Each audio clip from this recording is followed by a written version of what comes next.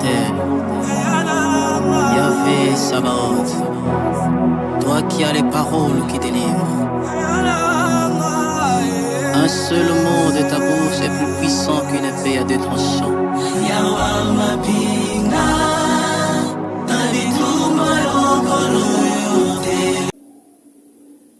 Ok, shalom, bonjour et shalom, peuple de Dieu. Vous qui me suivez depuis là où vous êtes, que Dieu vous bénisse et nous permette en fait de comprendre en fait ce sujet que nous allons discuter aujourd'hui, où le Saint-Esprit veut nous faire connaître sa pensée, sa véritable pensée par rapport à ses Écritures. Alors, sans plus tarder, nous allons commencer par une prière. Père Tout-Puissant, Dieu de gloire et Yahvé, nous te disons merci de ce que tu nous as réunis, Père Tout-Puissant, ce jour. Yahvé, Seigneur, sous tes pieds, Père, pour apprendre, Père Tout-Puissant, Dieu de gloire de toi. Seigneur, laisse que tout ce que nous allons dire et partager, Saint-Esprit, Dieu de gloire, à travers cette vidéo, que cela soit inscrit dans nos cœurs, Saint-Esprit, dans le nom de Hoshamacha, et que nous aussi, nous puissions éclairer ton peuple dans nos différentes églises respectives, dans le nom de Hoshamacha. Amen. Alors, une fois de plus, merci beaucoup à cette occasion où vous allez remarquer Couronne et l'église Couronne de Vie. Je bénis encore l'apôtre Niali qui me donne cette occasion et l'espace pour effectuer nos différentes activités pour la gloire de Yahvé, notre Elohim. Alors, bien aimé, il y a beaucoup de questions que les gens posent. Il y a beaucoup de débats qui se font à gauche à droite concernant l'origine même du péché, donc le péché originel.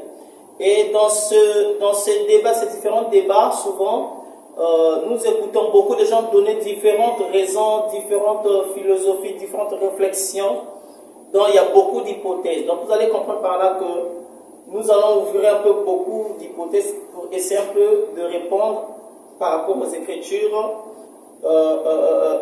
à ces différentes questions-là. Alors, il convient d'abord de rappeler ici que Dieu a créé l'homme à son image et à sa ressemblance. Et l'a institué dans son amitié. Alléluia. Donc l'homme, créature de Dieu, créature spirituelle, créature de Dieu, si je peux dire ça ainsi. Alors, l'homme ne peut vivre cette amitié. Donc l'amitié que Dieu vit avec l'homme ne peut vivre cette amitié que sur le mode d'une libre soumission à Dieu. Alors c'est là où commencent les problèmes, parce que dans la libre soumission à Dieu, ce qui exprime en fait la défense même,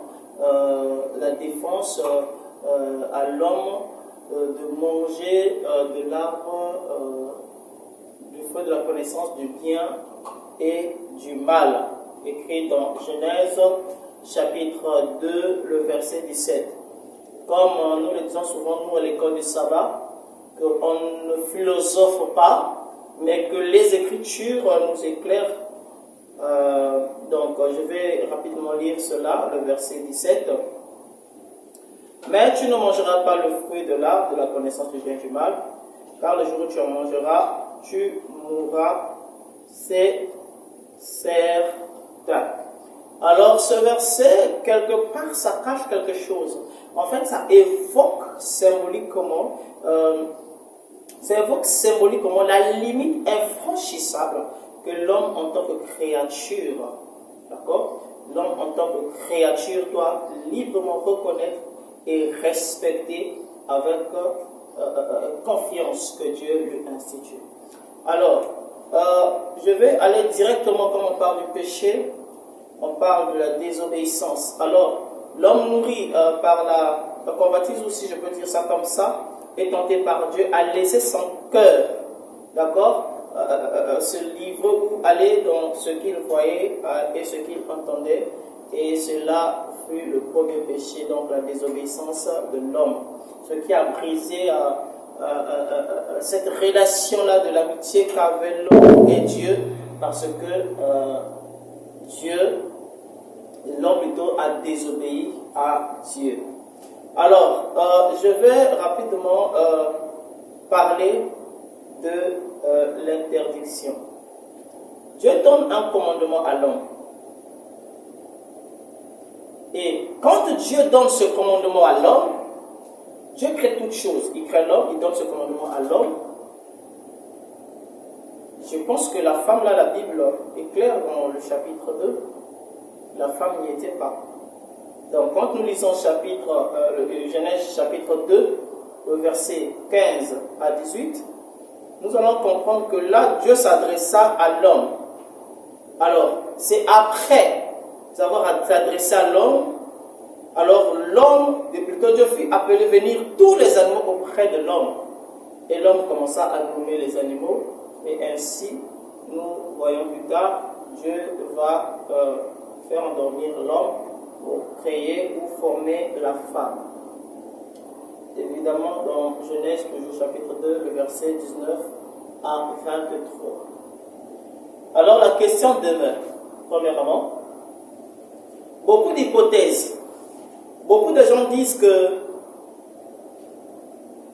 ce péché, c'était des rapports sexuels, parce que l'arbre dont Dieu parle ici, il s'agissait de l'homme, la personne. Donc, quand le serpent a séduit, comme les gens aiment dire ce verbe, a séduit Ève, c'était un contact d'un rapport sexuel. Mais il y a des questions qui se posent, parce que quand Dieu crée l'homme, quand il forme la femme, il y a quelque chose que Dieu dit, il dit à l'homme et à la femme: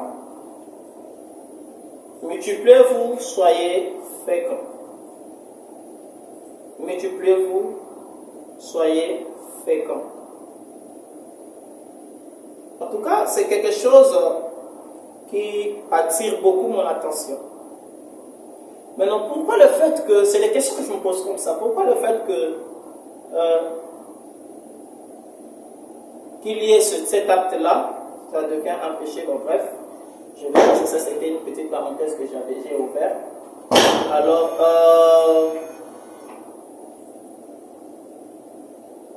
nous allons lire les Écritures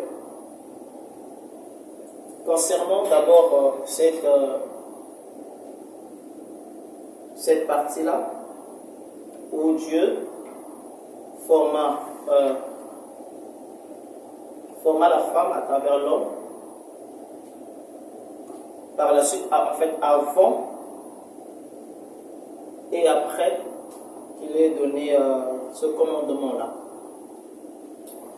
Alors, Genèse, toujours chapitre 2, nous sommes toujours là, parce qu'il y a beaucoup de choses, beaucoup des trucs qui se passent autour de moi, donc comprenez un peu quand je suis un peu à gauche à droite, que Dieu nous aide vraiment à focaliser, à canaliser nos pensées. L'Éternel Dieu prit l'homme et le plaça dans le jardin d'Éden pour qu'il le cultive et le garde.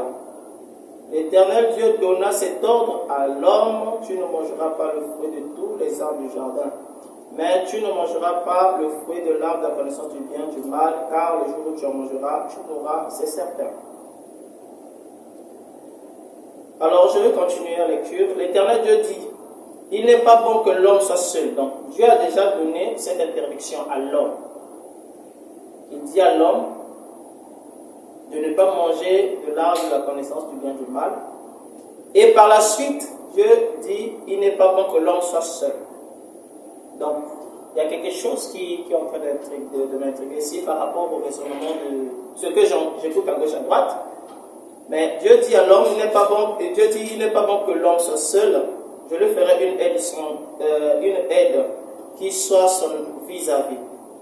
L'Éternel Dieu façonna à partir de la terre tous les animaux sauvages et tous les oiseaux du ciel. Puis il les fit venir vers l'homme pour voir comment il les appellerait. Certaines hypothèses disent que Dieu avait d'abord créé l'homme et la femme étaient spirituels et tout. Mais là, nous comprenons que Dieu a déjà formé l'homme, il a créé l'homme. Mais il dit aussi qu'il n'est pas bon que l'homme soit seul. Mais il a déjà donné l'interdiction à l'homme de ne pas manger l'arbre. L'arbre de la connaissance, le fruit de l'arbre de la connaissance du bien et du mal. Alors ensuite, par là, Dieu continue encore. Donc là, on dit, il façonne encore, à partir de la terre, les animaux. Les animaux et les oiseaux du ciel. Puis, il les fit venir vers l'homme pour voir comment il les appellerait. Il voulait que tout être vivant porte le nom que l'homme lui donnera. Alors, nous allons pour simplement réflexion plus loin. Alors, Dieu crée, comme certains disent, ils étaient spirituels les deux, l'homme et la femme. Mais là, ça paraît un peu plus compliqué. Parce que Dieu crée l'homme, il donne l'interdiction à l'homme, par la suite il crée d'autres animaux, il les fait venir vers l'homme pour que l'homme puisse les nommer.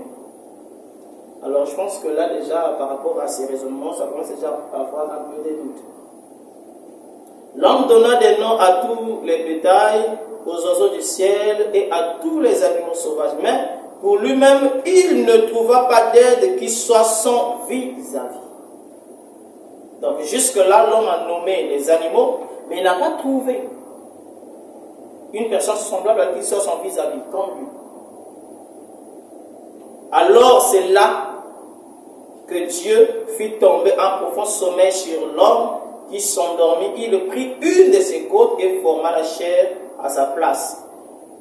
L'Éternel Dieu forma une femme à partir de la côte qu'il avait prise de l'homme et il l'emmena vers l'homme. Je pense que là c'est clair, comme nous disons souvent à l'école de sabbat, on ne philosophe pas, mais que les Écritures parlent et que le Saint-Esprit nous révèle, donc à travers les Écritures, donc son logos, que nous puissions recevoir dans les rémas. Alors l'homme dit, voici cette fois-ci, celle qui est faite de mes os, des mêmes os et de la même chair que moi. On l'appellera femme parce qu'elle a été tirée de moi. Alors c'est pourquoi l'homme quittera son père, sa mère, s'attachera à sa femme, et les deux deviendront un, ou sinon une seule personne. Alors déjà là, il y a des questions, il y a certaines questions déjà qui se posent là de façon directe. Il y a un peu d'incohérence par rapport à cette philosophie ou cette pensée, si je peux dire ça comme ça, permettez-moi, de dire qu'ils étaient les deux esprits et tout. Mais bon, s'ils étaient les deux esprits, ça dit que l'homme était censé le connaître déjà, sa femme est un esprit, et on l'a formé la chair. Mais là, quand nous lisons, nous comprenons que l'homme était seul. Il était seul, Dieu lui a donné l'interdiction, la femme n'était pas là. Alors, si l'interdiction, cet arbre, c'était la femme ou c'était un homme, qui était cet arbre? De la connaissance du bien et du mal. Donc, déjà là, je trouve que par rapport aux Écritures, il y a déjà des incohérences. Alors, ça c'est déjà concernant l'arbre, mais nous reviendrons sur l'arbre. Nous reviendrons sur l'arbre, mais je vais d'abord toucher quelque chose, parce que on parle du serpent, séduction, serpent qui a séduit Ève. En fait, le verbe séduire, ce n'est pas simplement un rapport sexuel. Si vous lisez dans la définition de séduire, vous verrez que non, c'est autre chose que ce que les gens pensent. Séduire, c'est pas ça. Dans d'autres versions, même, vous allez constater qu'on ne dit pas que le serpent séduit, mais on dit le serpent trompa, ou il a trompé. Donc, c'est carrément différent. C'est carrément différent. Donc, les gens définissent séduire, ils disent les pensées partent que sur la sexualité. Alors, revenons un peu, je ferme un peu la parenthèse du bois, mais je vais y revenir. Alors, partons un peu en ce qui concerne le tentateur, donc le serpent. Alors, dans Genèse 3, les 5 premiers versets, je vais lire tout à l'heure, je vais lire, parce qu'il faut que les Écritures parlent. Le serpent était le plus rusé de tous les animaux sauvages que l'Éternel Dieu avait fait. Il dit à la femme, Dieu a-t-il vraiment dit, vous ne mangerez aucun des fruits des arbres du jardin? La femme répondit au serpent, nous mangerons du fruit des arbres du jardin, cependant en ce qui concerne le fruit de l'arbre qui est au milieu du jardin, Dieu a dit, vous n'en mangerez pas et vous n'y toucherez pas, sinon vous mourrez. Le serpent dit alors à la femme, vous ne mourrez absolument pas, mais Dieu sait que le jour où vous en mangerez, vos yeux s'ouvriront et vous serez comme Dieu, vous connaîtrez le bien et le mal. Alors, là, plus tard, quand la femme dit, le serpent m'a séduit, la séduction, c'est en fait, comme je dis dans d'autres versets, c'est tromper. Tromper. Mettre quelqu'un dans une erreur. Tromper. Et on voit très bien ici que le serpent a joué de sa ruse en disant à la femme, vous ne mourrez absolument pas. Donc il trompe la femme. Parce que Dieu lui dit, quand vous mangez, vous mourrez. Mais il dit, vous ne mourrez absolument pas. Vous ne mourrez absolument pas. Alors, ce serpent, qui est-il? Le serpent, ici, est-ce le serpent normal? Comme nous voyons des boas, des vipères et tout. Est-ce ce serpent-là? Point d'interrogation. Maintenant, si c'est ce serpent-là, si on part dans l'hypothèse où on dit que la femme dit qu'il était séduit, donc il a couché avec le serpent. Alors, si c'était le serpent, comme certains disent que le serpent a des bras, etc., comme ils disent, ok, si nous acceptons cela, est-ce qu'un serpent actuel peut féconder un humain? Une femme humaine? Dans l'interrogation. Parce que ça va revenir quand j'entends souvent la sémence de Caïn. La sémence du serpent. Donc Caïn est la sémence du serpent. Mais est-ce que le serpent, étant animal, pouvait enceinter ou féconder un être humain? Ève? Point d'interrogation. Alors, qui était réellement ce serpent? Est-ce que c'était un animal? Alors nous allons voir cela dans Apocalypse pour comprendre qui est réellement ce serpent. Apocalypse chapitre 12. Apocalypse chapitre 12, le verset 9. Je vais lire au nom du Seigneur. Il fut jeté dehors, le grand dragon, le serpent ancien, appelé le diable et Satan, celui qui égare toute la terre. Il fut jeté sur la terre et ses anges furent jetés avec lui. Le serpent ancien. Donc ce serpent, nous comprenons là, c'est Satan, c'est le diable. Si nous allons encore plus tard dans le verset, dans le chapitre 20, le verset 2, il est écrit, il s'empara du dragon, le serpent ancien, qui est le diable et Satan, l'enchaîna pour 1000 ans. Donc ce serpent est Satan. Ce serpent, c'est le diable. Alors la question que je pose maintenant, comment le serpent, le diable, pouvait-il en féconder Ève? Question très épineuse. Question très épineuse.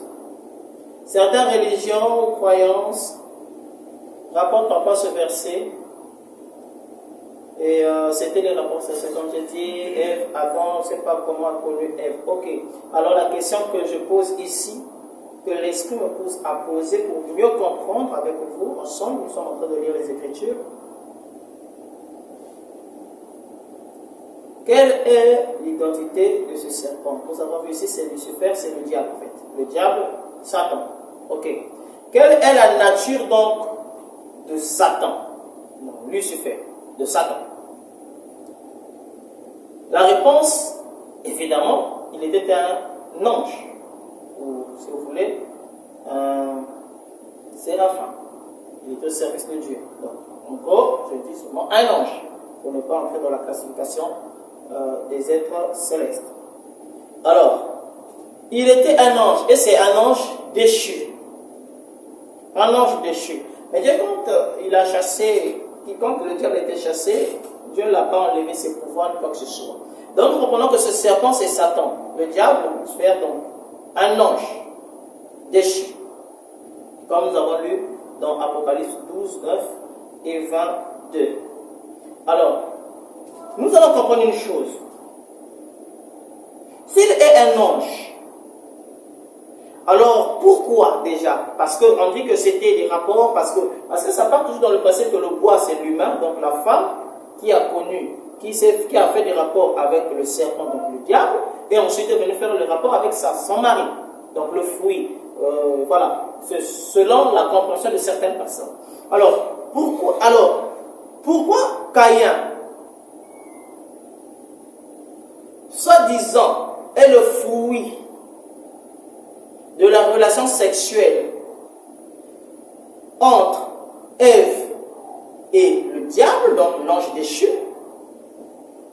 n'était pas un géant, comme décrit dans Genèse 6, versets 1 à 4.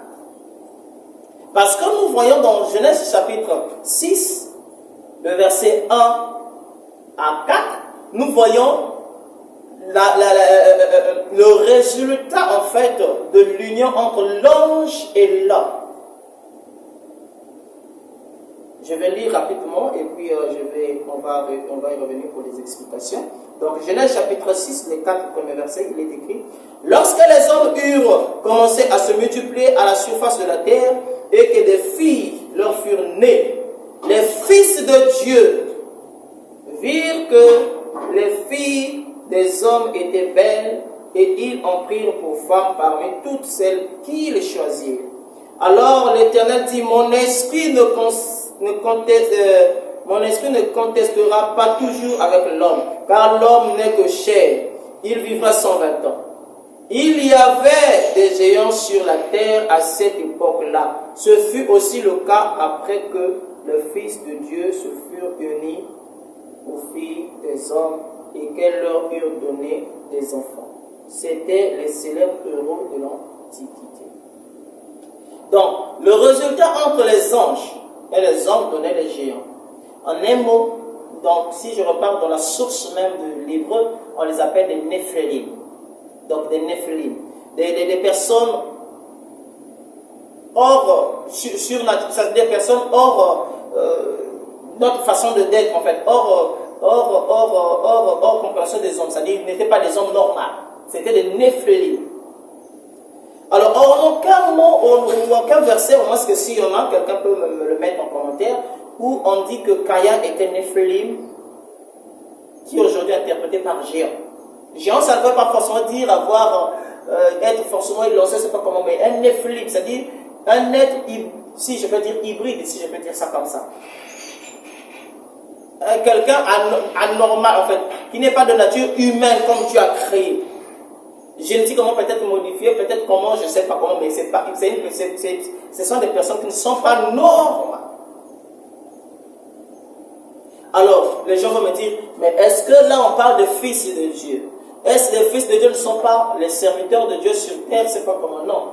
En fait, ici, quand on parle de fils de Dieu, on fait allusion aux anges. On fait allusion aux anges. En hébreu, quand vous lisez depuis la nature, on dit Ben Elohim. Ben Elohim. Donc, on va repartir, si vous voulez, pour comprendre ce terme fils de Dieu, parce que beaucoup de gens disent fils de Dieu, ce n'était pas les anges. Non, c'était les anges. Quand on parle de fils de Dieu, on va lire dans Job chapitre 1, le verset 6, pour mieux comprendre cela. Job chapitre 1, verset 6. Je vais lire au nom du Seigneur. Un jour, les fils de Dieu vinrent se présenter devant l'Éternel. Si je lis dans d'autres versions, vous verrez, on va dire les anges, comme les serviteurs. Donc, les fils de Dieu vinrent se présenter devant l'Éternel.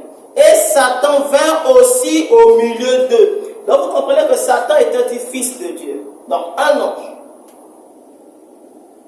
Satan aussi vint au milieu d'eux. Le chapitre 2 toujours de Job, le verset 1er dit: un autre jour, les fils de Dieu vinrent se présenter devant l'Éternel, et Satan vint aussi au milieu d'eux pour se présenter devant l'Éternel. Donc lui aussi se présente. Alors je vais encore aller plus loin parce que nous allons creuser encore. Dans toujours le même livre, Job chapitre 38, les versets 4 à 7, il est écrit: où étais-tu quand j'ai fondé la terre, déclare, puisque tu es si intelligent? Qui a fixé ces dimensions? Tu le sais, n'est-ce pas? Ou qui a déplié le ruban à mesurer sur elle? Sur quoi ces bases reposent-elles? ou qui en a posé la pierre angulaire. Alors que les étoiles du matin éclataient ensemble en chants d'allégresse et que tous les fils de Dieu poussaient des cris de joie. Dans d'autres versions, on dit, j'ai plusieurs versions, mais le temps, mais vous pouvez prendre ces références et comparer des versions. Ces fils de Dieu ici, on parle de Ben Elohim, qui étaient autres que les anges. Alors, revenons donc à Lucifer, donc à Satan, le diable. Si Ève était, donc l'arbre représentait Ève ou l'homme, si le diable a couché avec Ève, il devait avoir le résultat que nous connaissons tous. Les Néphilim, les géants. Donc, c'est-à-dire que Caïn, on dit que la sémence du serpent, Caïn devait être un Néphilim, Caïn devait être un géant. Malheureusement, ce n'est pas écrit nulle part. En fait, il n'y a pas un verset qui stipule que Caïn était un géant ou un Néphilim. Alors, d'autres preuves, nous allons lire encore dans dans Jude chapitre, non, Jude n'a pas de chapitre, excusez-moi, Jude le verset 6 et 7. Jude verset 6 et 7.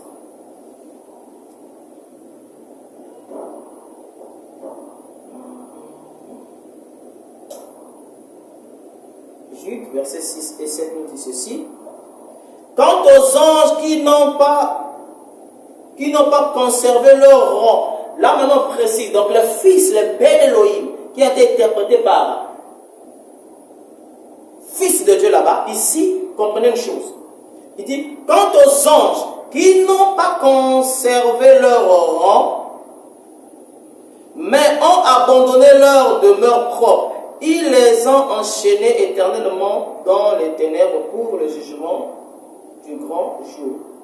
De même, Sodome. Mais qui sont ces juges-là? Qui sont ces anges-là? Qui n'ont pas conservé leur rang, mais ont abandonné leur demeure propre et les ont enchaînés. Ce sont ces Ben Elohim-là de la Genèse 6. Ces fils-là qui ont connu les femmes, les filles d'hommes. Qui ont connu les filles d'hommes. C'est d'eux qu'on parle ici. Quand nous prenons 2 Pierre, que les Écritures nous orientent, chapitre 2, le verset 4 et 5, il est écrit, en effet, Dieu n'a pas épargné les anges qui ont péché, mais il les a précipités et enchaînés dans la Bible. Je vous rappelle que les anges qui ont été déjà avec Lucifer ne sont pas encore enchaînés. Mais là, on parle des anges qui ont été enchaînés, qui ont péché. Et quels sont ces anges qui ont péché? Ce sont les anges, les Ben Elohim de la Genèse, chapitre 6. Mais il les a précipités et enchaînés dans la Bible, là où règnent les ténèbres, pour qu'ils y soient gardés en vue du jugement. Le verset 5.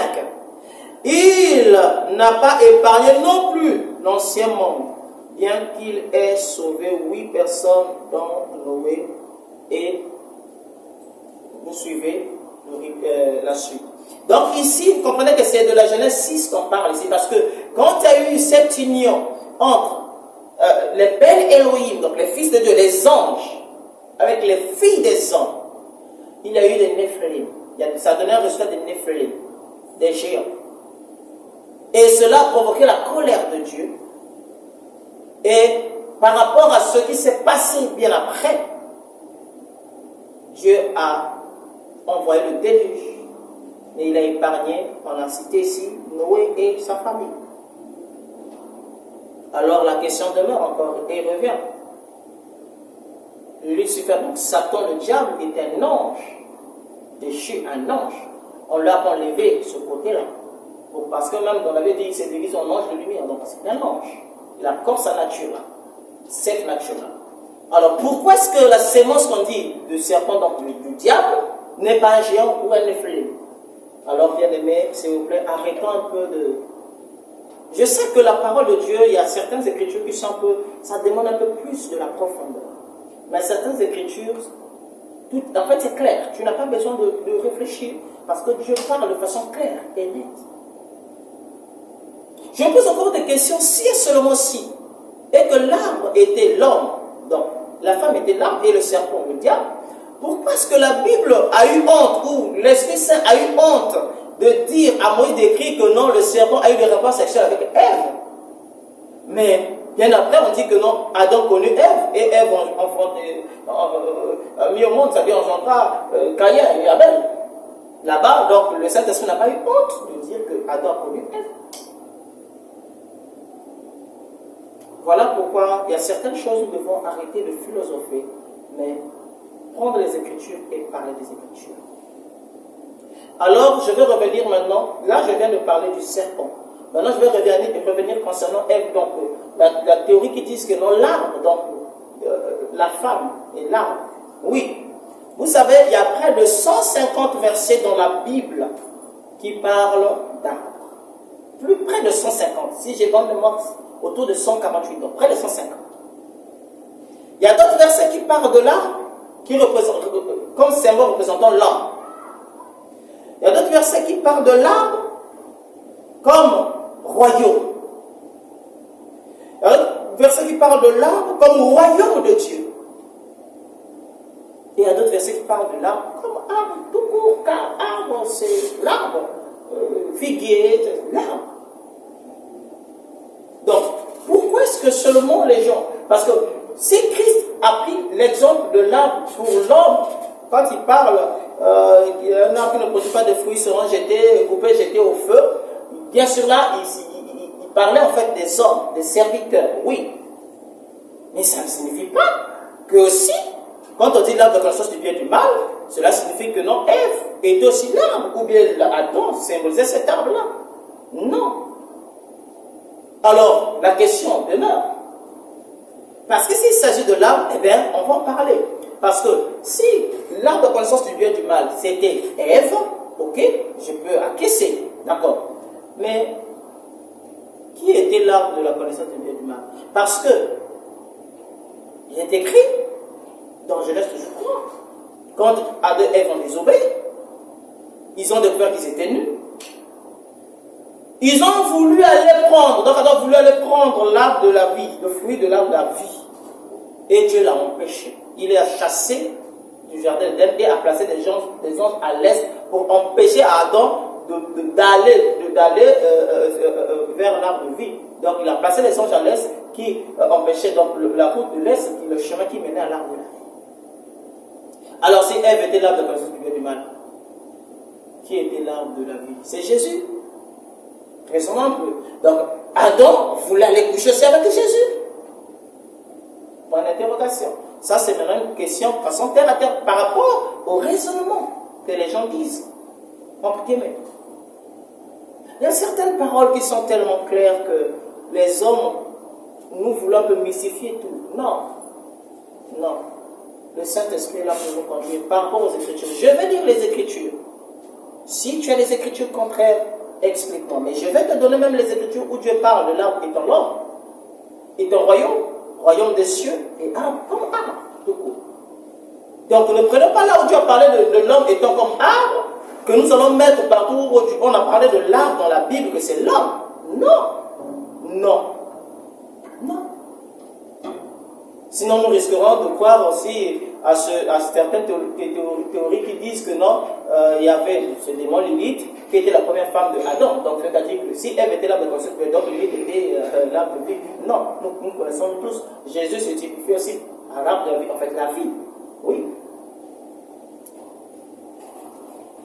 Alors nous allons parler de l'arbre. Si l'arbre était l'arbre étant tel, je vais parler ici de l'arbre qui nous donne la vie d'abord. Quelqu'un m'avait posé la question en disant, mais si ce n'est pas l'homme, si ce n'est pas l'homme, si ce n'est pas la femme, alors dis-nous pourquoi est-ce que nous ne connaissons pas ce fruit-là? Pourquoi est-ce que nous ne connaissons pas cet arbre-là? Question normale. Mais ma réponse aussi était normale, je pourrais dire. Je l'ai dit simplement, montre-moi où est le jardin d'Éden, et moi je te montrerai là où est l'arbre de la connaissance de Dieu. Pourquoi est-ce que nous voyons les arbres, nous avons les manguiers, nous avons des fruits et tout? Attention, Lisez bien les récits de la création. Quand Dieu crée le monde, il a créé tous les arbres. C'était partout dans le monde les fruits. Et ensuite, Dieu a fait un jardin où il a mis l'homme. Donc, il y a une différence. Donc, Dieu n'a pas créé seulement la terre qui était vide et un petit jardin. Et quand Adam est sorti, il a pris les fruits pour aller planter à gauche à droite. Non, le monde était là. Mais après, Dieu a créé un jardin. Lisez bien. Genèse 2, 3. 1, 2, 3, les 3 chapitres là. Vous allez bien comprendre cela. Donc, il y avait déjà des arbres à côté, un peu à gauche, à droite, de le monde, oui. Mais il y a un jardin que Dieu avait fait et c'est là où il a mis l'homme. C'est comme aujourd'hui, je peux être au Congo, il y a des arbres à gauche, à droite, mais je peux faire mon jardin à moi avec les fruits, tout ce qu'il faut. Je prends mon neveu ou mon fils, excusez-moi, je lui mets, je dis, ok, d'accord, prends soin de ce jardin-là, cultive et tout, voilà. Mais ça ne veut pas dire qu'ailleurs, il n'y a pas eu de plantation. Non. Non. Non. Alors, il y a eu 2 arbres dans le jardin d'Éden, de la connaissance du bien et du mal, et l'arbre de vie. Nous allons lire les Écritures, nous allons commencer par Apocalypse. J'aime bien ce livre-là. Apocalypse chapitre 2, le verset 7. Il nous dit que celui qui a des oreilles écoute ce que l'Esprit dit aux églises. Aux vainqueurs, je donnerai à manger du fruit de l'arbre de vie qui est dans le paradis de Dieu. Là, ce n'est pas l'homme, mais c'est un arbre. Je donnerai à manger du fruit de l'arbre de vie. L'arbre que Dieu empêcha Adam d'aller prendre et manger. Je vais encore aller plus loin, toujours dans Apocalypse, chapitre 22, le verset 2. Je lis au nom du Seigneur. Au milieu de la place de la ville, et entre les 2 bras du fleuve, se trouvait l'arbre de vie qui produit 12 récoltes. Il donne son fruit chaque mois, et ses feuilles servent à la guérison des nations. C'est la Bible qui est en train de nous parler. Là, ce n'est pas de l'homme. Il y a bel et bien l'homme là. Je descends encore plus loin, 14 à 19, il est écrit: heureux ceux qui lavent leurs robes, ils auront droit à l'arbre de vie et pourront entrer dans les portes, dans la ville. Oh, j'aime ça. Dehors les chiens, les sorciers, ceux qui vivent dans l'immoralité sexuelle, les meurtriers, les idolâtres et tous ceux qui aiment et pratiquent le mensonge. Moi, Jésus, là c'est Yeshua qui parle. Moi, Jésus, j'ai envoyé mon ange pour vous attester ces choses dans les églises. Je suis le rejetant de la racine de David et son descendant, l'étoile brillante du matin. L'esprit et l'épouse disent, viens. Que celui qui entend dise, viens. Que celui qui a soif, viens. Que celui qui veut de l'eau de la vie la prenne gratuitement. Je le déclare à toute personne qui écoute les paroles. Yeshua qui parle. À toute personne qui écoute ces paroles de prophétie de ce livre. Si quelqu'un y ajoute quelque chose, Dieu lui ajoutera les fléaux décrits dans ce livre. Et si quelqu'un enlève quelque chose aux paroles du livre de cette prophétie, Dieu enlèvera sa part de l'arbre de vie et de la ville sainte décrite dans ce livre. C'est clair et net que il ne s'agissait pas de l'homme qu'on parlait de l'arbre qu'on représentait comme arbre dans Genèse. Que ce soit de la vie ou de l'arbre. C'est des trucs réels. Mais c'est un mystère que Dieu seul a ses enfants et connaît. Nous avons lu des versets concernant l'arbre de vie. C'est des trucs qui existent réellement. Alors arrêtons un peu de philosopher à gauche à droite. L'arbre l'arbre de vie, nous pouvons encore le relire si vous voulez. Dans Genèse chapitre 3, je vais y aller rapidement. Genèse chapitre 3, le verset 22 à 24. Il est écrit, l'Éternel Dieu dit, voilà que l'homme est devenu comme l'un de nous pour la connaissance du bien et du mal. Maintenant, empêchons-le de tendre la main,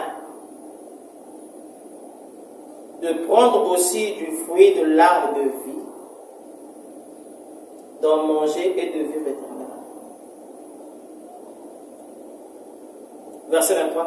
Ainsi l'Éternel Dieu le chassa, donc Adam, du jardin d'Éden, pour qu'il cultive la terre d'où il avait été tiré.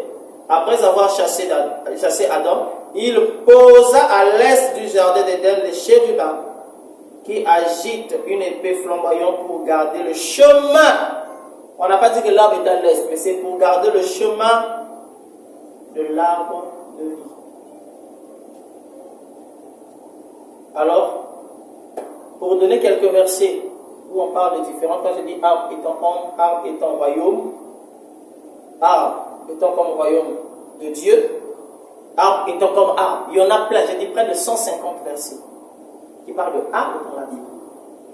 Alors, arbre étant comme homme, on peut prendre Matthieu 7, fameux chapitre, fameux verset où les gens disent et interprètent que non, donc c'est ce qui s'était aussi au commencement. Matthieu 7, verset 18 à 20. Luc 6, 43 à 45. Alors, arbre comme royaume, nous pouvons lire ça dans la Bible, donc dans Ézéchiel chapitre 31, verset 1 à 7. Sinon même 8, si vous voulez, sinon vous pouvez continuer. Alors, arbre étant comme royaume de Dieu. Yeshua parle de ça dans Matthieu 13, verset 31 à 32. Ça, je vais lire ça quand même. Je vais lire cette référence. Matthieu 13, verset 31 à 32. 31, 32. Il leur proposa une autre parabole. Yeshua. Le royaume des cieux ressemble à un grain de moutarde qu'un homme a prise et semé dans son champ. C'est la plus petite de toutes les semences, mais quand elle a poussé, elle est plus grande que les légumes et devient un arbre de sorte que les oiseaux du ciel viennent habiter dans ses branches. Et enfin, il y a plusieurs versets qui parlent de arbre comme arbre. Donc, je prends peut-être deux. Donc, il y a Matthieu 21, verset 8. Apocalypse 9, 4.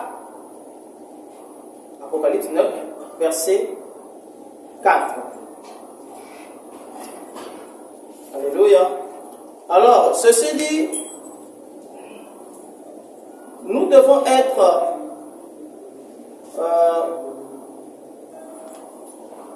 comme les chrétiens débérés, quand nous lisons Actes des Apôtres, chapitre 7, qui examinaient les Écritures.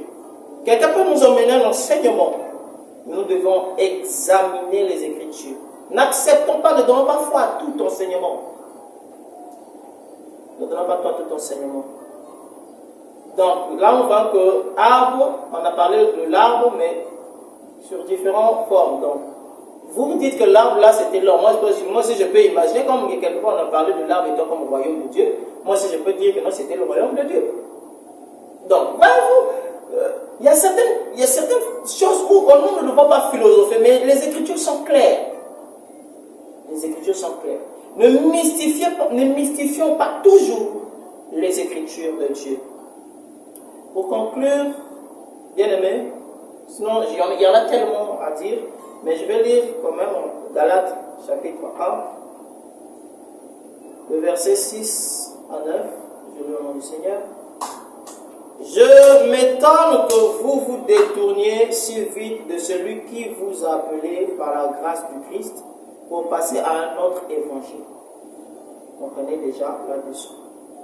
Ce n'est pas qu'il y ait un autre évangile, mais il y a des gens qui vous troublent et qui veulent déformer l'évangile de Christ. Mais si quelqu'un, même nous, ou même un ange, venu du ciel, vous annonçait un évangile différent de celui que nous vous avons prêché, qu'il soit maudit ou anathème, dans d'autres versions. Nous l'avons déjà dit et je le répète maintenant. Si quelqu'un vous annonce un autre évangile que celui que vous avez reçu, qu'il soit maudit. Faisons attention à ce que nous écoutons. J'ai seulement posé les Écritures. C'est à vous d'analyser et d'aller en profondeur. S'il y a des questions, posez des questions en bas et je vous répondrai. C'est tellement long et profond, mais que le Saint-Esprit nous guide pour nous éclairer encore plus et nous donner les rimes qu'il faut.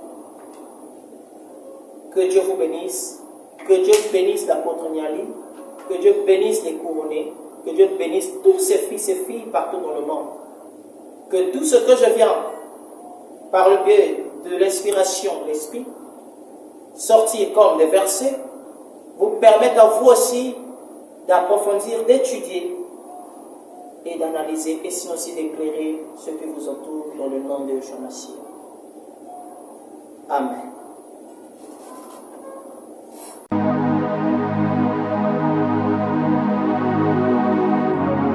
Ô roi immortel, Yahvé Sabaoth, toi qui as les paroles qui délivrent, un seul mot de ta bouche est plus puissant qu'une épée à deux tranchants.